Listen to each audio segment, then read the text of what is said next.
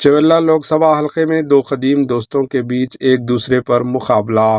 रंजीत रेड्डी और कोंडा विश्वेश्वर रेड्डी में दिलचस्प मुकाबले का इम्कान।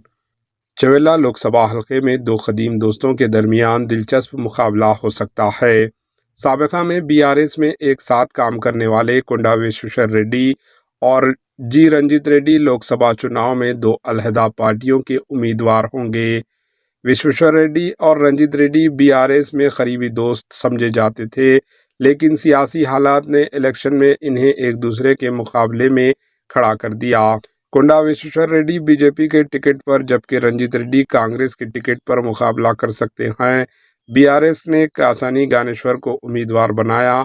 कोंडा विश्वेश्वर रेड्डी बीआरएस और कांग्रेस के बाद बीजेपी में शामिल हो गए। 2014 में वो बीआरएस के टिकट पर मलकाजगिरी से मुंतखब हुए थे और 2019 चुनाव में कांग्रेस के टिकट पर शिकस्त का सामना करना पड़ा। बीआरएस ने 2019 में रंजीत रेड्डी को उम्मीदवार बनाया था, जिन्होंने विश्वेश्वर रेड्डी को शिकस्त दी थी। लोकसभा चुनाव से आइन कबल रंजीत रेड्डी ने कांग्रेस में शुमालियत इख्तियार कर ली और तौक़ी है कि कांग्रेस हाईकमान इन्हें उम्मीदवार बनाएगा।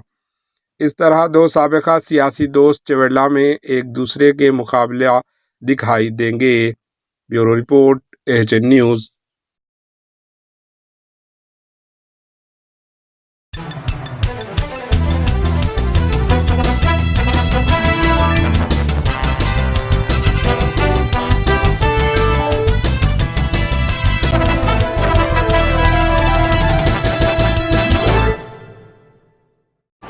एएचएन न्यूज़ को लाइक करें, शेयर करें और सब्सक्राइब करना ना भूलें।